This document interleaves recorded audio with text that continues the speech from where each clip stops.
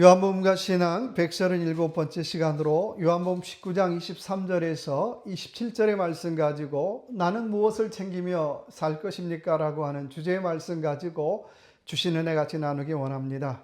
신이 내린 목소리, 100년에 한 번 나올까 말까 하는 목소리, 한국이 낳은 세계적인 프리마돈나인 조수미 성악가가 이태리 유학을 할 때 일입니다.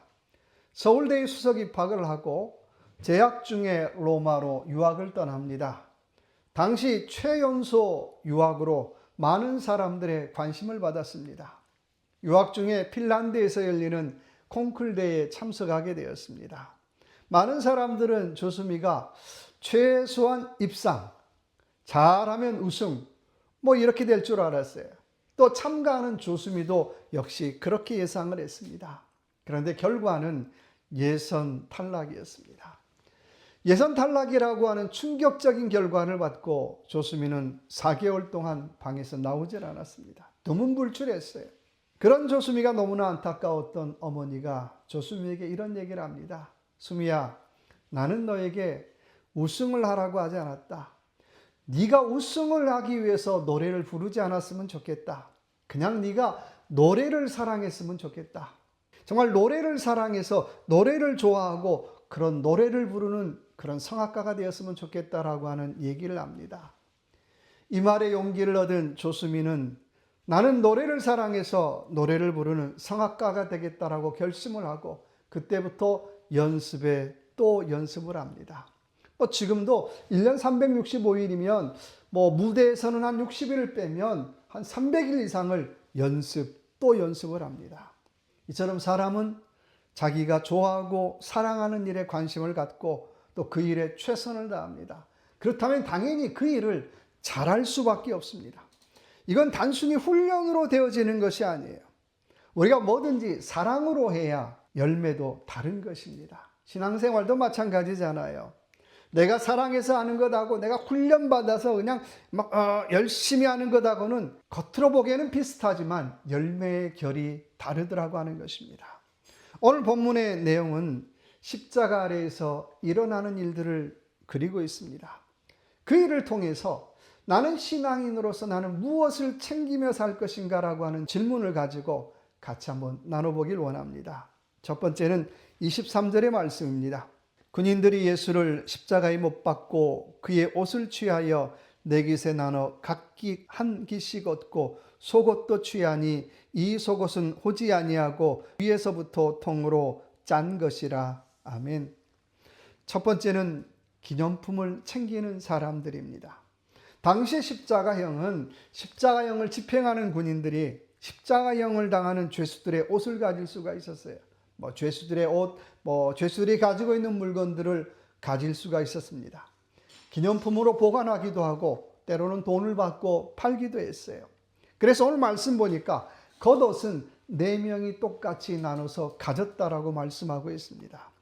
영어 성경에 보니까 four shares라고 번역하고 있어요. 이 말은 4조각으로 찢어 가진 것이 아니라 당시 유대 전통의 의복에 속했던 모자, 허리띠, 샌들, 겉옷을 똑같이 나눴다는 거예요. 4부분으로 나눴다는 거예요. 그리고 통으로 짠 속옷은 도저히 찢어 가져갈 수가 없어서 제비 뽑아 한 사람이 가져갔다는 거예요. 물론 본문이 말하는 속옷은 우리가 생각하는 러닝이나 팬티의 개념이 아니라 무릎까지 오는 긴 티셔츠 같은 거예요. 말은 속옷이라고 하지만 유대인들이 늘 입는 일상복이에요. 이런 일상복에 가디건 같은 겉옷을 입는 것이 유대인들의 정장 스타일입니다. 물론 이것이 중요한 것이 아니라 중요한 것은 예수님은 십자가에 달려 물과 피를 흘리며 고통당하고 있는 그때에 군인들은 그 밑에서 서로들 옷을 차지하겠다고 제비 뽑고 있어요.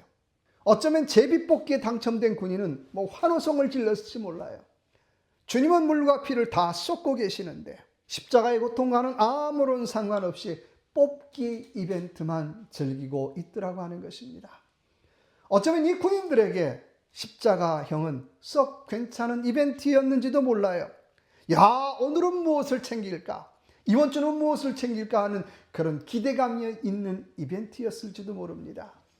그런데 신앙생활을 이렇게 하는 분들이 있습니다. 늘 무언가를 챙기려고만 해요. 어떤 분은 예배당에 들어오자마자 주일날마다 모든 것을 다 둘러봐요. 관심 있어 둘러본 것이 아니라 내가 챙길 것이 없나 그래서 한번 둘러보는 거예요. 한 걸음 더 나아가 내가 어떻게 하면 교회 나와서 나에게 이익이 있을까를 먼저 따지면서 교회 생활하는 분들을 봐요. 이런 분들의 모습을 보면 마치 로마 군인들처럼 매주일 이벤트를 맞이하는 것처럼 교회 생활에 열심을 내요. 야, 이번 주는 나에게 어떤 유익이 있을까? 이번 주는 나에게 어떤 이익이 있을까? 그런 이벤트를 맞이하는 것처럼 신앙생활을 하더라고 하는 것입니다. 그러나 그것이 정말 신앙생활인가라고 하는 질문을 우리는 해봐야 됩니다. 그것이 신앙생활일까요? 예전에 방송된 잊혀진 가방이라고 하는 다큐멘터리가 있습니다. 이 다큐멘터리는 영국 WEC 선교회 본부 지하실에 있는 80년이 넘어도 찾아가지 않는 가방의 주인을 찾아주는 다큐멘터리입니다. 선교사들이 이 선교센터에 와서 열심히 훈련을 받고 가방을 잠시 맡겨두고 선교센터로 떠난다는 거예요. 금방 올 것 같은데 어떤 가방은 70년 또 80년이 넘어도 찾아오지 않는 가방이 수두룩하게 쌓여 있어요. 어떤 분들은 금방 오겠다라고 말하고 선교회에 가서 순교를 당해요. 또 사고로 목숨을 잃어요. 가방에는 가방의 주인들의 이름이 다 기록이 되어 있어요. 그 중에 한 명인 아이사 아더라고 하는 선교사는 32살에 서부 아프리카 끝에 있는 기니비사우로 간호선교사로 떠나게 됩니다. 지금처럼 비행기를 타고 가는 게 아니라 당시에 배를 타고 대서양을 건너서 기니비사우에 도착을 했어요. 그녀를 맞이한 것은 나병 환자들이었어요. 한센병 환자들이 그녀를 맞이했어요. 그녀는 그들을 지극정성으로 섬겼어요. 그리고 내가 이 민족을 도울 수 있는 일이 무엇일까를 고민한 끝에 그들의 언어인 크레올 말로 성경을 번역하기 시작했어요. 54년 동안 선교 사역을 하고 죽어서 기니비사우에 묻혔습니다. 안타깝게도 선교센터에 맡겨둔 가방을 찾아가지 못하고 죽었어요. 참 이것을 보면 선교사의 삶이 어떤가를 우리가 알 수 있어요.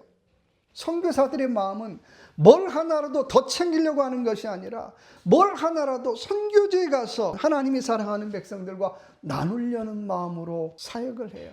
오늘 우리는 어떤가요?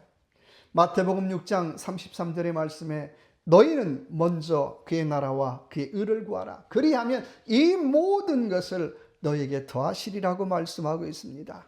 좀 내 것 챙기기 전에 하늘의 것 먼저 챙기라는 거예요. 내 것 챙기기 전에 하나님의 것을 먼저 챙기라고 하는 것입니다. 그러면 하나님이 내 것도 챙겨주시겠다라고 약속하십니다. 이 한 주간도 내 것 먼저가 아니라 주님, 내가 아버지의 것을 먼저 챙기고 하늘의 것을 먼저 챙기며 살기를 원합니다라고 고백하며 살아가는 귀한 이 한 주간의 삶이 되시길 바랍니다. 두 번째는 26절의 말씀입니다. 예수께서 자기의 어머니와 사랑하시는 제자가 곁에 서 있는 것을 보시고 자기 어머니께 말씀하시되 여자여 보소서 아들이니다 하시고, 두 번째는 사람 챙기고 살라는 거예요. 사람. 오늘 예수님은 어머니를 챙기고 있어요. 아마도 예수님의 형제들도 많았지만 지금 십자가형으로 죽임을 당하는 그 자리에는 형제들은 오지 않은 것 같아요. 사실 그렇잖아요. 십자가형. 남들에게 손가락질 받는 저주의 형벌이에요. 그러니까 형제들은 오지 않고 온전히 예수님의 어머니만 왔어요. 그 어머니, 남들이 뭐라고 하든지 간에 아들의 마지막을 끝까지 지키고 있어요. 예수님이 십자가 위에서 물과 피를 다 쏟으시면 그 아래에 있는 예수님의 어머니 마리아가 그 물과 피를 다 맡고 있어요. 예수님도 피범벅, 어머니도 피범벅. 정말 그런 어머니를 바라보며 요한에게 보라 내 어머니로다라고 어머니를 부탁하고 있습니다. 마리아의 삶, 우리가 정확히 알 수 없지만 예수님이 사역하는 기간 동안 늘 마음 졸이며 기도했을 것 같아요. 바로 그 기도했던 그 어머니를 오늘 요한에게 부탁하고 있습니다. 그래서 요한은 예수님의 어머니 마리아를 자기 어머니로 모십니다. 저희 어머니도 똑같은 것 같아요. 늘 저를 위해서 기도하시는데 제가 뭐 나이 60이 이제 내일 모레지만 참 죄송해요. 야, 아직도 부모의 짐이 되고 있구나. 아직도 부모의 걱정거리가 되고 있구나. 라는 미안한 마음이 있어요. 늘 기도하세요. 오늘 어쩌면 예수님의 어머니 마리아의 심정도 그랬을 것 같아요. 그래서 보통 부모 자식 간에는 없는 것이 세 가지가 있죠. 첫째는 허물이 없어요. 아무리 큰 허물이 있어도 부모 자식 간에는 허물을 허물로 보지 않더라는 거예요. 두 번째는 비밀이 없어요. 부모 자식 간에 비밀 없잖아요. 다 알잖아요. 세 번째는 계산이 없어요. 부모 자식 간에는 셈이나 계산을 따지지 않더라는 거예요. 근데 요즘은 따지는 것 같아요. 그러나 진짜 부모 자식 간에는 계산 따지면 안 돼요. 셈 따지면 안 돼요. 정말 따지지 않고 셈 따지지 않는 우리 이런 부모님을 우리는 잘 공경해야 한다는 것입니다. 에베소 6장 2절의 말씀에 내 아버지와 어머니를 공경하라. 이것이 약속 있는 첫 계명이니 이로써 내가 땅에서 잘되고 땅에서 장수하리라고 말씀하고 있습니다. 부모님 공경하라고 말씀하는 거예요. 공경이라는 말은 헬라어로 티마오라는 말로 존경하다, 가치 있게 여기다라고 하는 뜻입니다. 내가 뭘 하는 것이 부모님 공경입니까? 용돈 잘 주는 거 좋아요. 맛있는 거 사주는 거 좋아요. 근데 진짜 공경은 부모님을 존경하는 것이에요. 부모님을 귀히 여기는 것이에요. 부모님을 가치 여기는 것이 진짜 부모님을 공경하는 것이라고 하는 것입니다. 한 주간 저와 여러분의 삶, 이런 어머니, 이런 부모님을 공경하는 저와 여러분의 삶이 되시길 바랍니다. 세 번째는 27절의 말씀입니다. 또 그 제자에게 이르시되 보라 내 어머니라 하신대 그때부터 그 제자가 자기 집에 모시니라. 세 번째는 말씀을 챙기라고 하는 것입니다. 오늘 요한은 예수님의 유언을 챙기고 있어요. 주님의 명령을 챙기고 있어요. 예수님이 어머님을 부탁했는데 그 부탁대로 마리아를 11년 동안 자기의 어머니로 모시고 있습니다. 오늘 이런 요한을 보면 야, 참 대단하다. 뭐 그런 것도 있지만 더 중요한 것은 선생님의 마지막 유언을 챙겼다는 거예요. 선생님의 말을 챙겼다는 거예요. 여러분 좋은 선생이라면 뭘 좋아하실까요? 뭐 맛있는 음식 사주는 것도 좋지만 정말 선생님의 가르침대로 사는 것 선생님이 더 좋아할 것 같아요. 야, 제가 내 말을 무시하지 않았네. 내 말을 잘 챙기고 있네. 내 말을 잘 들어줬네. 아마 그러면 선생님은 더 좋아할 것 같아요. 우리가 잘 아는 청개구리 이야기가 있습니다. 홀어머니와 살던 아들 청개구리는 살면서 한 번도 어머니 말을 듣지 않습니다. 언덕에서 놀라고 하면 물가에 가서 놀고 윗동네로 가라고 하면 아랫동네로 가고 늘 반대로 행동을 해요. 그래서 엄마 청개구리가 죽을 때 뭐라고 유언을 남깁니까? 야, 이놈이 또 반대로 할 것 같아서 나를 냇가에 무덤을 써달라고 하면 틀림없이 산에다 써줄 것 같아서 이번에는 나를 냇가에 무덤을 써다오라고 부탁을 해요. 그런데 그 아들 청개구리가 그 말을 듣고 평생 엄마 말을 안 들은 것을 후회하며 진짜로 어머니의 무덤을 냇가 곁에 씁니다.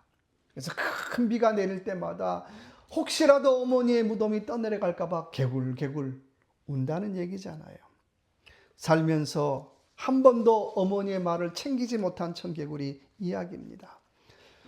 종종 우리들의 신앙생활을 보면 이런 청개구리처럼 신앙생활을 해요. 늘 주님의 가르침과는 주님의 말과는 반대로 살고 있더라는 거예요. 반대로 살아가고 있더라고 하는 것입니다.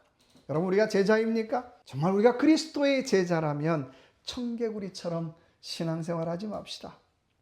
다른 건 몰라도 주님의 말, 주님의 명령, 주님의 말씀을 좀 잘 지키며 사십시다. 마태복음 28장 19절 20절의 말씀 보니까 너희는 가서 모든 족속으로 제자를 삼아 아버지와 아들과 성령의 이름으로 세례를 주고 너에게 분부한 모든 것을 가르쳐 지키게 하라고 명령하십니다.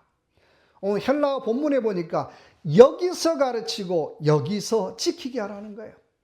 내가 주님의 가르침을 어떻게 해야 됩니까? 여기서 가르치고 여기서 지키게 하라고 하는 것입니다.